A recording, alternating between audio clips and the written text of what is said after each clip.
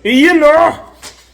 Meron na naman tayong i-unbox, okay? So, expected date nito, tama, 22. Akala ko, ano pa lang, mga 20s pa lang. Sabi ko, ang bilis. Yung pala, mabagal lang yung counting natin. So, anyways, ayan. So, papakita ko sa inyo kung ano to, okay? Let's go. Yun oh! Yan! So, binuksan ko na kanina. Baka mamaya may tama. So, pero makapal naman pala yung box. Ayun o, kasi may mga ganyan. Pero in fairness, ayun o, wala naman. Hindi mo siya tagusan. Tapos sa loob, meron pa rin mga styro. So, safe pa rin siya. Okay, so, ano ba yan? Actually, i-unbox ko lang to kasi wala rin naman ako alam pa dito. So, magpapaturo tayo. So, gupitin ko muna to. Yan. Gupitin muna natin. Baka gupitin pa ng iba. Yan.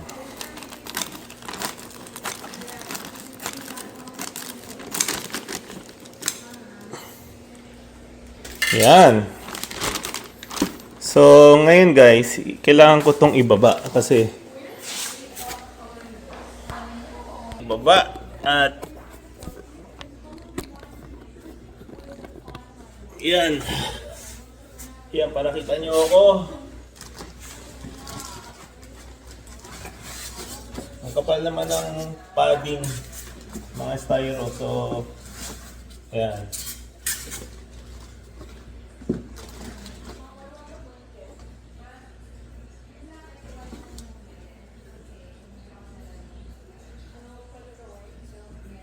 Ang bato, kung may dikit. Okay, may kasama siyang operation manual. So, babasahin natin to para magkaroon tayo ng idea kung paano gamitin. Ito yung tinatawag na high pressure na compressor. Okay? So, it is from 1,000 to 4,500 PSI.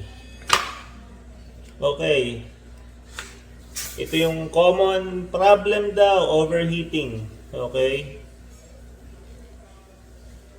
So, yung rotary direction ng fan is mali. Tsaka yung ventilation pangit.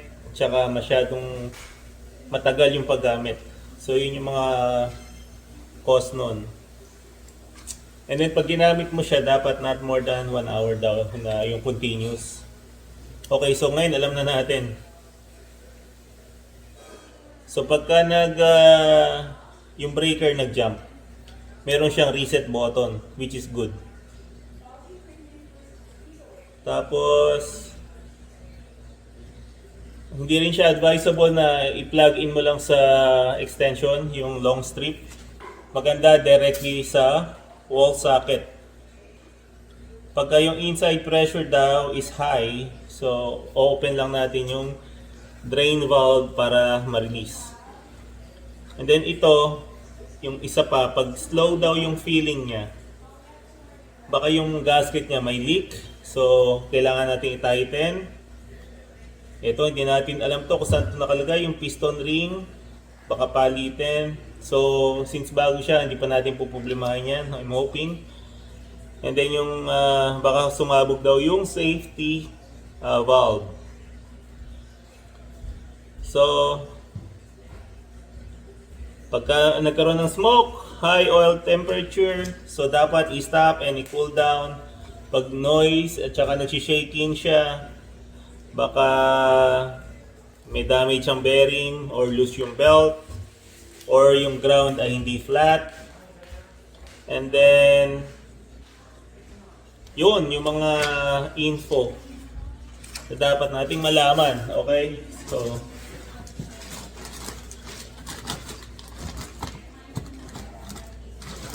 yan natin kung so ito yung mga extra niyang laman. I think ito yung may kasamang filter. Ito. So may kasama na siyang filter pala sa loob. Pero bumili pa tayo ng extra ganito kasi hindi naman natin alam. Okay? Okay na rin. At least may reserva tayo. Ayan. Oh.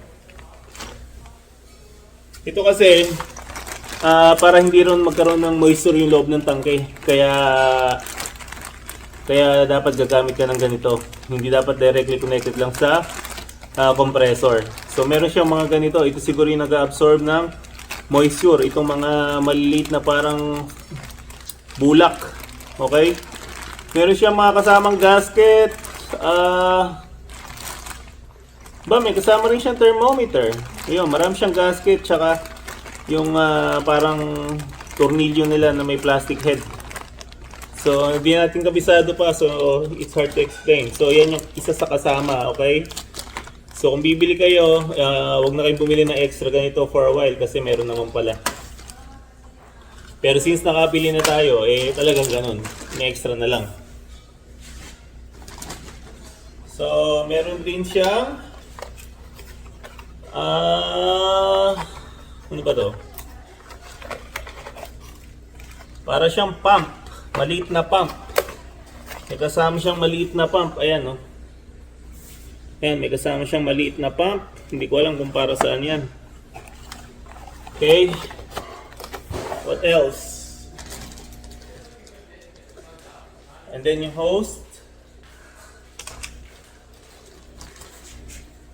Tapos, ito na yung actual na unit.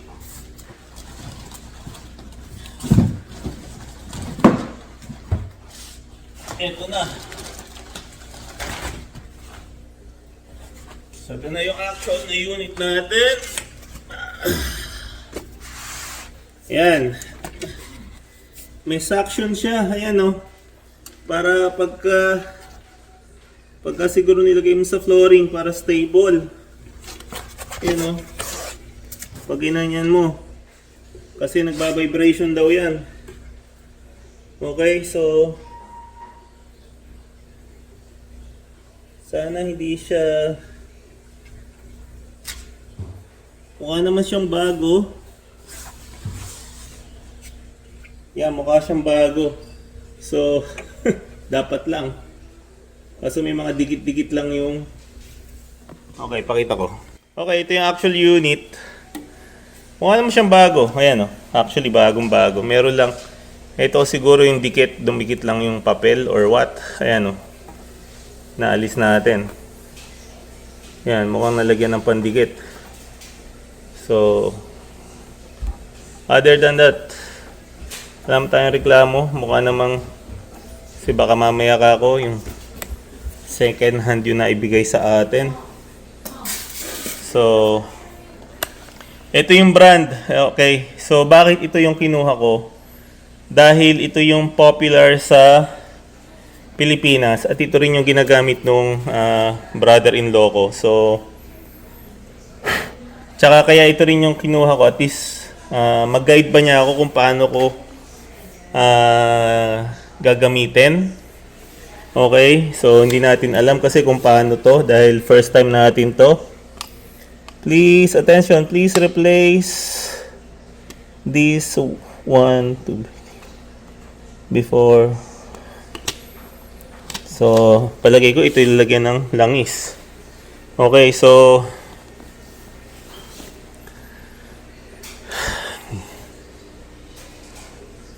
hindi ko alam kung paano natin i-assembling to pero yan siya. Okay, so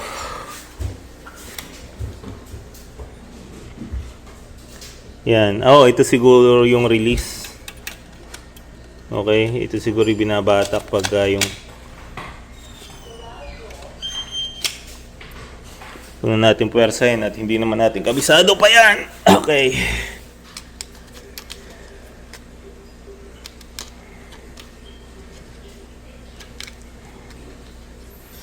So, yan.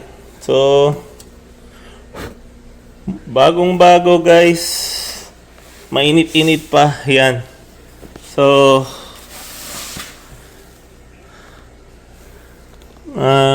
yan. Ito yung pressure gauge niya. So, sabi ni Bayaw, mas tingnan ko daw yung tight naman. So, pero mas tingnan ko daw yung pressure gauge sa tank ng PCP mismo. Okay? So, Mukhang maganda siya, mukhang okay naman. I'm hoping okay siya kasi nga hindi naman magiging popular sa atin to kung hindi. Kasi dito sa US, ang nakikita kong ginagamit ng karamihan is yung GX na version. Pero since ang nag-guide sa atin is yung brother-in-law natin, so ito na lang. At least kabisado na niya, di ba? So, basahin ko muna yung manual para may idea tayo. Okay? Tapos itong mga to, shoot lang natin na ganyan. Okay? Diba? Shoot. Dati naman tayong yun lang, sumablay. So, shoot lang natin ang shoot yan. Ganyan lang, oh. Okay, so tingnan natin, double check natin. Okay, wala nang laman. Yun lang talaga.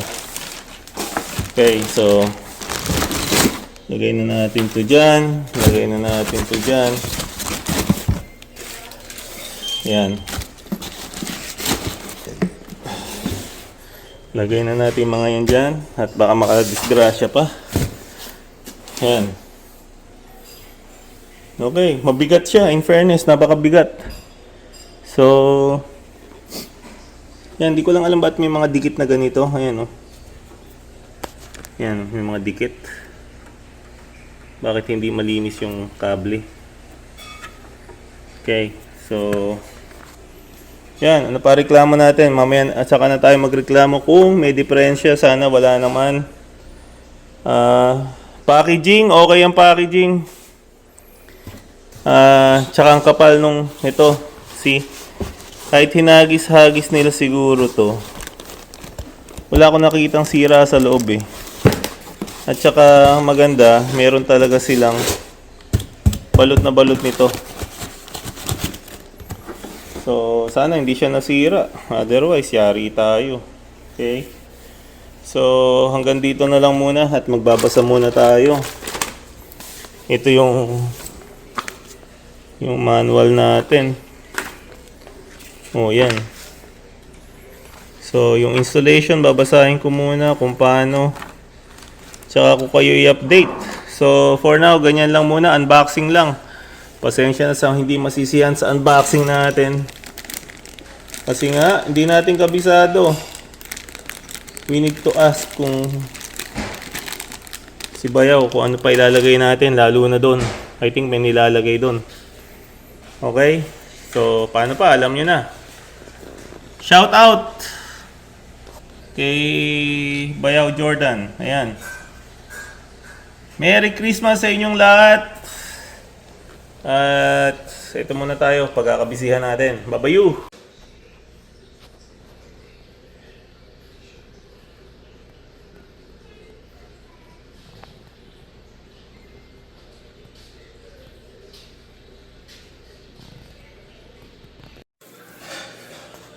Okay, so ito yung ano niya, thermometer niya. So it's digital. So ang pagbukas lang niyan, ayan, may arrow naman.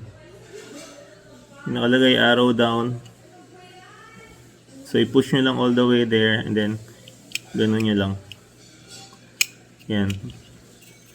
Don't force it kasi baka masira nyo. Mag-open yan kung tama ang pagbukas. And then gamit lang kayo ng LR44. Nakalagay dito yung nasa ibabaw is positive. Ayan, no? So lagay nyo lang. Buti may extra tayong LR44. Or should I say madami pala tayo yan. So, yung sikreto rin pala ng paglagay. Yun. I-slide.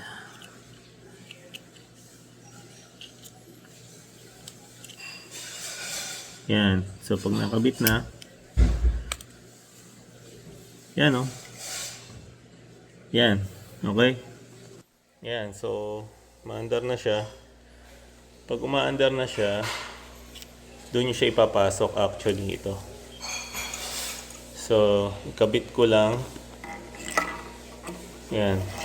So, isusot natin to sa ilalim dito. So, mahirap palang tagahawak. Teka. Suot ko lang and then pakita ko sa inyo. Okay, so sinuot natin dito sa ilalim. And then yun, tinusok lang natin doon. So ito, discretion nyo na kung paano. So ako, igaganon ko para nakaayon siya nakaayon siya doon. Kasi kung dito, parang nababatak siya. Although, may enough, I think may enough space naman. Pero, ayan o. Pero, gaganyan ko na lang. Kasi nga, yan, sasalpa ko na lang na paganyan. Yan. Yan, ganyan na lang. Para nakaayon siya. Kasi pwede ko rin naman siyang tingnan from the other side. Okay? So, at least hindi siya nababatak yung kable dito. So, it's up to you kung paano nyo gustong gawin. So, ako okay na ako sa ganyan. Okay? Pwede ko naman siyang tumingin ako sa side dito eh. Okay? So, maliit na bagay. So, it's up to you. Yan yung number 1. Okay? Kasi itong manual na to, walang silbi. Okay? So, number 2, ito. Lagay mo yan, tigisa yan. Ang silbi lang yan is para malaman natin kung ano tawag sa mga yan. Okay? So, pero kung iisipin mo, tawag dyan ay 18 is 17 is drain valve. So, ang drain valve ay, kung di ako nagkakamali,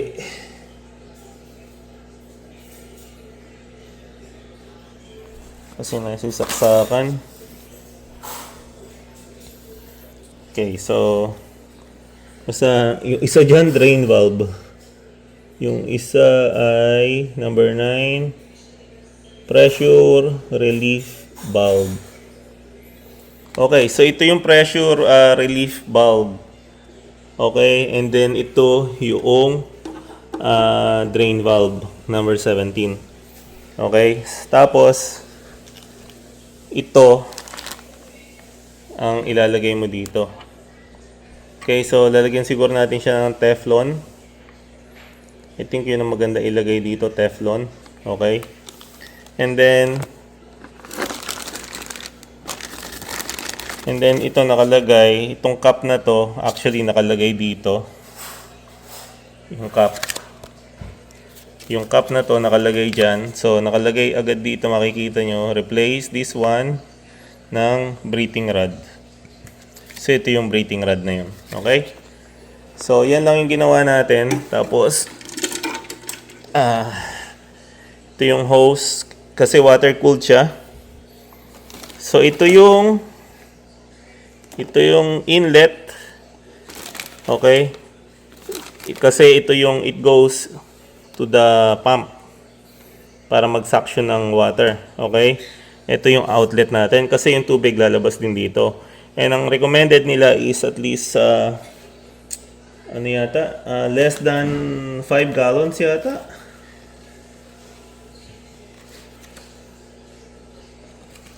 Ilang nakalagay. So, yeah. No less than 5 gallons ang gagamitin mo. So ito, it's actually nakalubog to sa balde na may tubig. Okay? Habang umaandar yan, at habang ginagamit nyo, lumalabas din yung tubig na pinapump niya dito. Kasi pinalalamig lang niya tong machine. Okay? So, yan lang yung initial setup niya. Itong mga to hindi ko ginalaw, pero advisable, i-double check nyo kung may maluwag na mga tornilyo, okay? Kasi sa review, may mga na-check sila na sa kamay lang maano mo na napakaluwag. So far sa atin wala naman. So, ito hindi ko ginagalaw, mukhang na-chip to. So, hindi ko alam kung ano tawag diyan. So, very careful tayo sa mga tinatouch natin. Okay? So, ito hanap lang tayo ng Teflon and then kabit na natin 'yan. Okay, so yan yung initial setup niya. Actually, ma-figure out nyo naman, then gawa ng picture, pero yan. So ito siguro yung pag nagre-refill ka na, ito siguro yung pang ganon. Okay. Tapos, may mga extra siya na ganito para dito. Yan lang. Tapos, ito yung sinasaksak mo mismo sa fitting nung tangke ng PCP mo. Okay? Yan. So, hanggang dyan na lang yung video natin. Napaka-useless nung manual na yun. Okay, so yung mga extra natin, tago lang natin kasi hindi natin alam kung kailan natin yan magagamit. Okay, so yan muna yung video natin for today at dumidilim na. Okay, figure out natin kung kailangan natin lagyan ng mga o-ring to. Ito nilagyan ko ng o-ring. I'm not sure pero I think dapat may o-ring to. Tapos yung oil na gagamitin natin, hahanap pa tayo kung may nabibili dito. Okay? Yan.